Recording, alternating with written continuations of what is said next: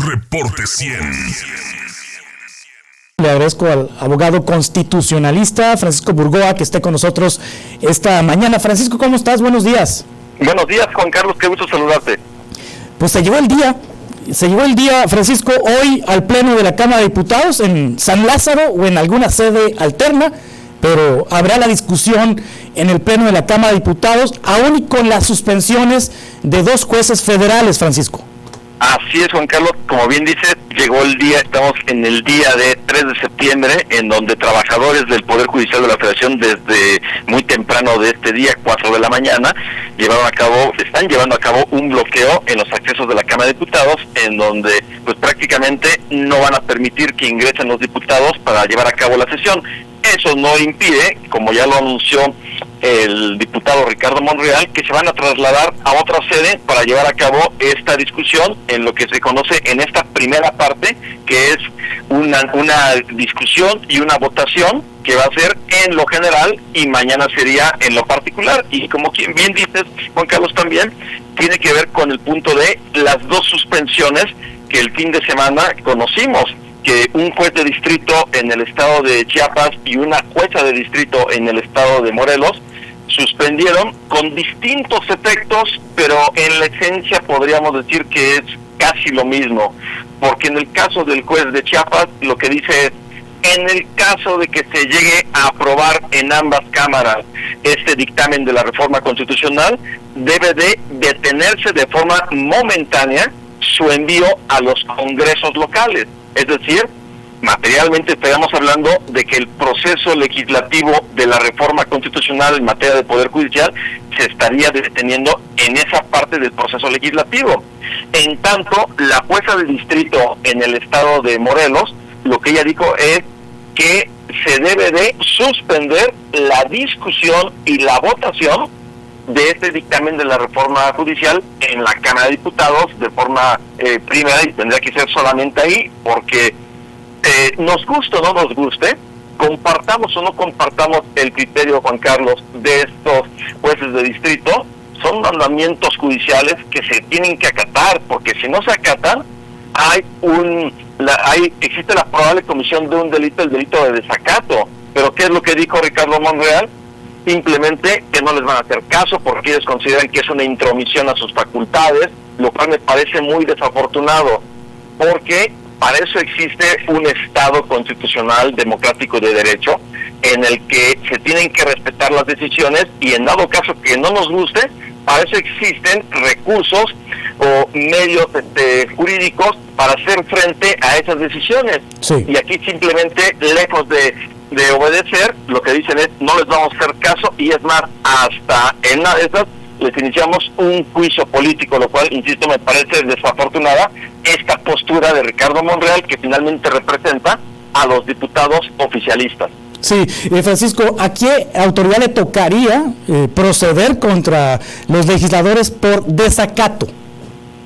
Es una pregunta interesante porque nos lleva a una conclusión que ya se las dejaremos ahí a la interpretación de tu audiencia, porque la jueza de distrito y el juez de distrito, el de Chiapas y el de Morelos, tendrían que darle parte de conocimiento al Ministerio Público Federal, para que el Ministerio Público Federal, que depende de la Fiscalía General de la República, inicie una carpeta de investigación y, en su caso, haga la solicitud a la Cámara de Diputados de que se inicie un juicio de declaración de procedencia, un desafuero. Sí. Entonces resulta que ellos, los diputados que tienen esta mayoría calificada, recibirían por parte del Ministerio Público, en este supuesto, esa solicitud para desaforarlos. Y aquí la pregunta es: ¿en verdad, llegando a este supuesto, los diputados se van a quitar el fuero para verse sometidos frente a un proceso penal derivado del incumplimiento de un mandamiento de una autoridad judicial del delito de desacato? Yo me iría al punto de inicio, Francisco Burgoa. Los jueces irán a darle vista al Ministerio Público luego de las sendas amenazas que lanzaron algunos legisladores de Morena, por ejemplo Sergio Gutiérrez Luna. Es decir, capaz de que la Fiscalía General de la República sí procede contra los jueces y no procede contra los diputados. Es posible este escenario que comentas, pero por ejemplo, si ya se admitieron con sustento jurídico o con argumentos jurídicos que, insisto, pueden ser o no compartidos. Yo, Juan Carlos, yo no comparto estos criterios de los jueces, pero una cosa es que yo no los comparta y otra cosa es que los descalifique, que les llame vulgares violadores de la Constitución, como lo hizo Ricardo Monreal. O sea, eso me parece sumamente inadmisible y desafortunadas esas expresiones, porque los jueces, que insisto... Me disculpa la audiencia, tuvimos un apagón de energía eléctrica en las instalaciones de Uniradio. Yo creo, Francisco, que te estaba escuchando Bartlett y nos mandó que se cayera el sistema. Me ganaste la idea, Juan Carlos. Yo creo que sí fue eso, y yo voy a pensar que fue eso, aunque no sea así, pero uno tiene que expresarse, dar su punto de vista y sobre todo hacer esos señalamientos que no solamente son mi voz, son cientos de personas y posiblemente miles las que nos hemos manifestado en distintos espacios, inclusive si mi voz de ninguna manera está autorizada, que hay todas esas voces que provienen desde nuestro país, en todas las regiones y desde el exterior, las voces de los embajadores de Estados Unidos y de Canadá en México, barras de abogados en Estados Unidos, la comisionada para la defensa de la independencia de los jueces de la ONU, es decir, hay muchísimas voces de sectores financieros, también internacionales y nacionales, el Consejo Coordinador Empresarial, en donde se manifiestan las preocupaciones de que esta reforma,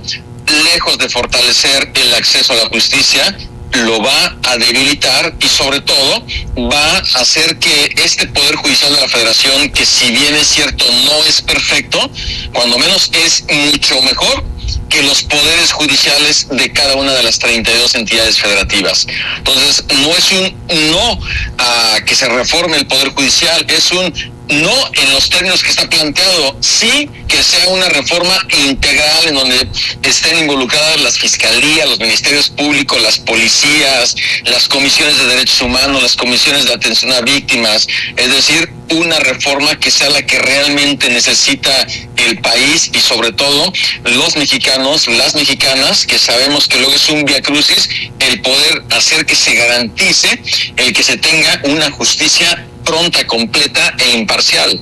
Sí, Francisco, a estas voces, ¿qué instancia les queda para inconformarse ante la reforma que es inminente, Francisco? Esto va a pasar, porque va a pasar en la Cámara de Diputados, va a pasar en el Senado, va a pasar en los congresos estatales, la va a publicar el presidente López Obrador antes de irse. Ya nos lo dijo ahorita un diputado federal de Hermosillo, Jacobo Mendoza, que esa es la intención. Pero, ¿ante qué autoridad nacional o internacional se puede recurrir esta decisión, esta reforma constitucional? Mira, Juan Carlos, haces una buena pregunta porque me permite comentar lo siguiente.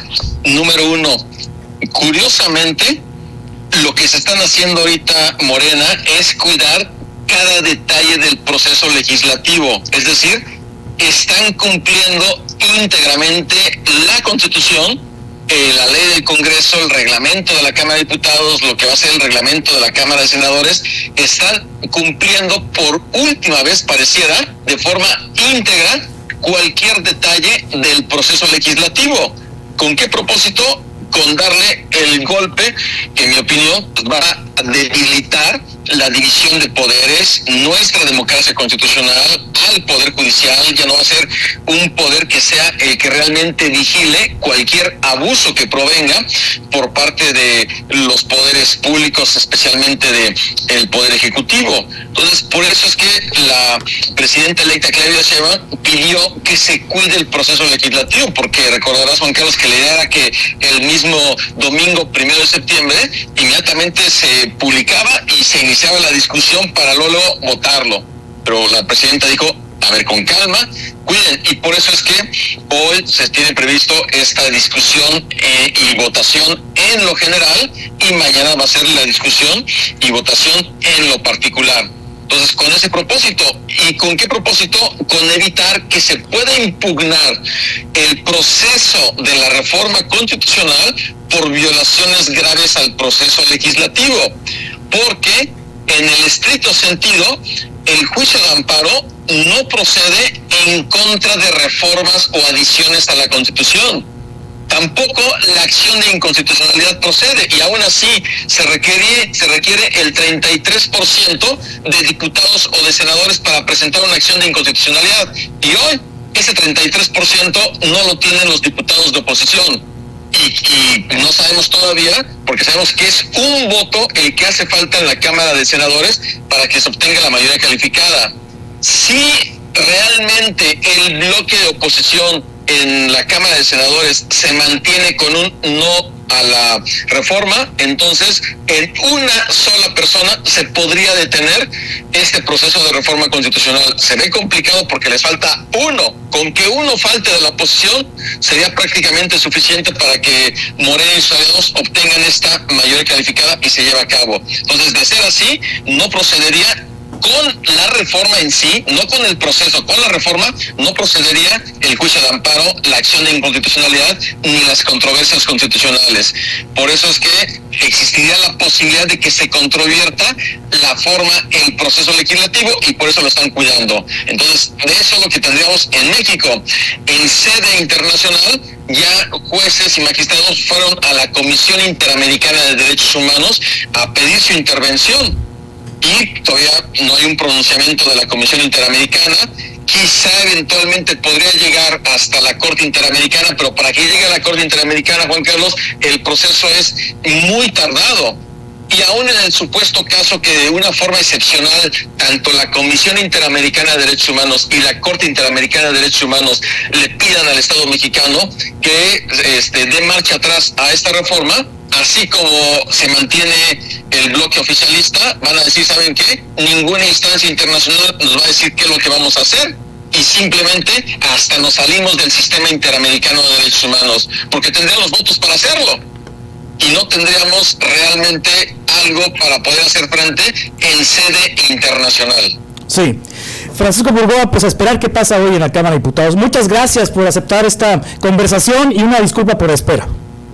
No, al contrario, aunque Manuel Bartlett nos haya ahí o me haya censurado, pero bueno, qué bueno que me dice la oportunidad de retomar esta parte y estar atentos, Juan Carlos, porque la verdad es que son tiempos difíciles para nuestra democracia constitucional, más allá de que alguien escuche y diga que la mayoría de las personas votaron a favor del Plan C y de Morena, pero todavía no lo ven, porque no hay ninguna garantía que esta reforma en esos términos realmente sea la que necesita el país, y el tiempo, estoy seguro que nos dará la razón, solamente espero que no sea demasiado tarde. Francisco, muchas gracias. Fuerte abrazo, Juan Carlos. Que estés muy bien. Reporte 100.